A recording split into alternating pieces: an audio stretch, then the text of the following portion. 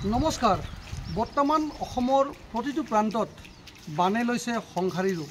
সমান্তৰালভাৱে যি কৃত্ৰিম বানপানী কিছু অঞ্চলত বিশেষকৈ গুৱাহাটী মহানগৰৰ বিভিন্ন প্ৰান্তত কৃত্ৰিম বানে চলাইছে সংহাৰ ৰূপ।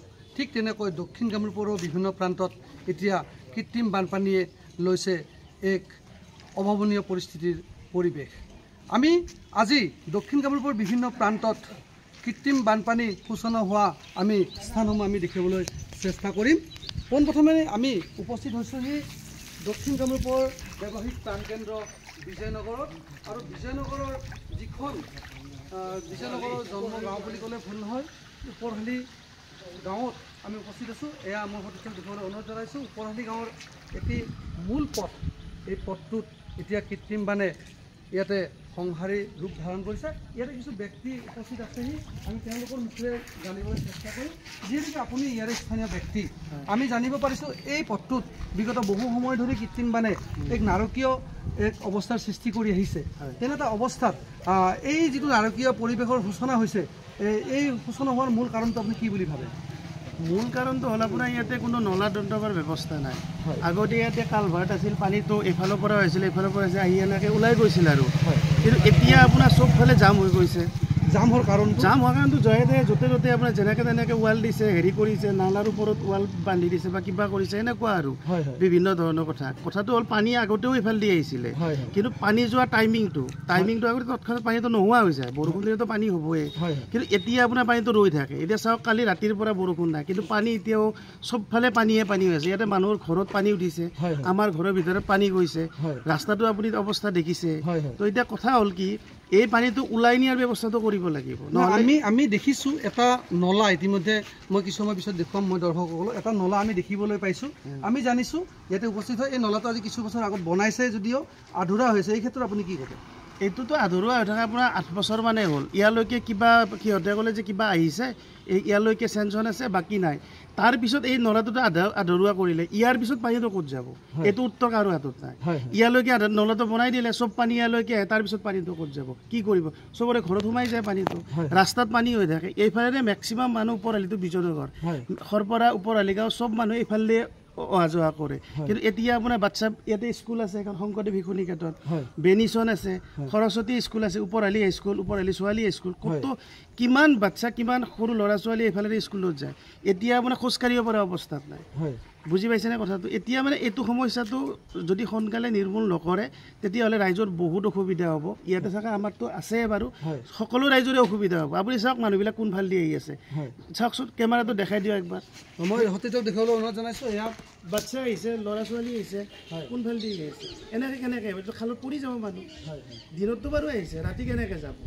এখন এম্বুলেঞ্চ কেনেকৈ আহিব কোনোবা যদি অসুবিধা হয়? কথাটো এইটো এটা মানে কি আৰু, এইটো চাব লাগিব প্ৰেক্টিকেলি বস্তুটো কেনেকুৱা হৈছে। চবেই বহি আছে, এনেকৈতো নহ'ব না। যিহেতুকে ওপৰহালি গাঁৱৰ যিগৰাকী বৰ্তমানৰ বিধায়ক 4টা বছৰ কাৰ্যকাল তেওঁ সম্পূৰ্ণ কৰিলে, যিহেতু তেওঁ ওপৰহালি গাঁৱৰে বাসিন্দা হয়, ওপৰহালি গাঁৱৰে পুত্ৰ হয়, বিধায়কলৈ আপুনি কি অনুৰোধ জনাব? মই বিধায়ক মহোদয়লৈ এটাই অনুৰোধ কৰিম, যিহেতু তেখেতৰ নিজৰ গাঁও বুলি কথা নাই, সমস্যা চবৰে একেই সমস্যা। তো গতিকে তেখেতে অলপ গুৰুত্ব দিয়ক। আৰু এইটো ওপৰহালিৰ এটা ব্যস্ত পথ, গতিকে তেখেতে যদি অলপ চাই দিয়ে, তেতিয়া আমি গোটেই ৰাইজখিনি উপকৃত হ'ম আৰু ভাল লাগিব। আৰু এইটো কথা বহুত সমস্যাত আছে চব মানুহে, সেইটোৱে তেখেতৰ প্ৰতি মোৰ অনুৰোধ আৰু। হয়, এই আছিল ওপৰহালি গাঁৱৰ এটা মূল পথ, যিটো পথেৰে দৈনিক কণ ল'ৰা ছোৱালীয়ে স্কুললৈ তেওঁলোকে আহে। আৰু এই পথেৰে দিনত বহু ব্যক্তিয়ে বজাৰলৈ, বিশেষকৈ বিজয়নগৰৰ ব্যৱসায়িক প্ৰাণকেন্দ্ৰলৈ তেওঁলোকে আগমন ঘটে, অহা যোৱা কৰে। আৰু ইয়াৰ পিছত আমি দক্ষিণ কামৰূপৰ বিভিন্ন প্ৰান্তত, বিশেষকৈ মিৰ্জা, ৰঙামাটি আদি অঞ্চলত আমি পৰিভ্ৰমণ কৰিম আৰু তাৰ কিছু দৃশ্যাৱলী আপোনালোকক দেখুৱাবলৈ আমি চেষ্টা কৰিম। এইবাৰ আমি দেখুৱাবলৈ চেষ্টা কৰিছোঁ এয়া মিৰ্জাৰ দৃশ্যাৱলী।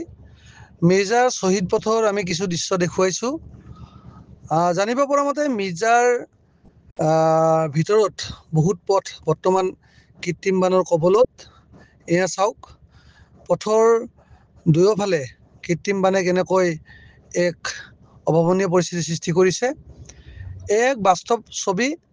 এজাক বৰষুণ আহিলে মিৰ্জাৰ এই পথটোত শ্বহীদবেদীৰ পথটোত যিটো পথ আমি আপোনালোকক দেখুৱাই আছোঁ, এই পথটোত কৃত্ৰিম বানে এক অকল্পনীয় এক পৰিস্থিতিৰ সৃষ্টি কৰে।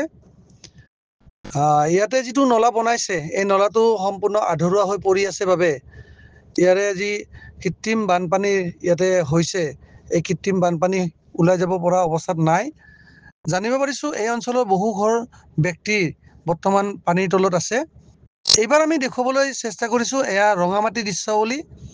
এয়া হ'ল পলাশবাৰী সমষ্টিৰ অন্তৰ্গত ৰঙামাটি দৃশ্যাৱলী। এই চাওক কেনেকৈ পানী হৈছে। বিশেষকৈ আমি বিজয়নগৰৰ পৰা জাৰবৰী হৈ যিটো পথ আছে, এই পথটো আমি দেখুৱাইছোঁ। এই পথটোত ইতিমধ্যে কেইবাঠাইতো কৃত্ৰিম বানপানীৰ সৃষ্টি হৈছে।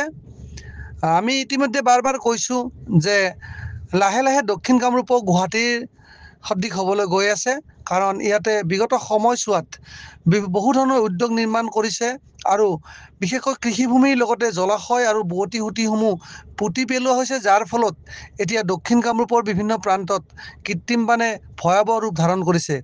আৰু আমি চৰকাৰক আমি দৃষ্টিগোচৰ কৰিব বিচাৰিছোঁ যে অতি সোনকালে যদি এই কৃত্ৰিম বানপানী ওলাই যোৱাৰ সুব্যৱস্থা গ্ৰহণ নকৰে, নলা নৰ্দমাসমূহ যদি সুচাৰুৰূপে নবনায় বা যি জলাশয় আছে, কৃষিভূমি আছে, যি বোৱতী সুঁতিসমূহ আছে, এইবিলাক যদি মুকলি কৰি নাৰাখে, তেতিয়াহ'লে অতি সোনকালে গুৱাহাটীতকৈ এক ভয়াৱহ ৰূপ ধাৰণ কৰিব দক্ষিণ কামৰূপত।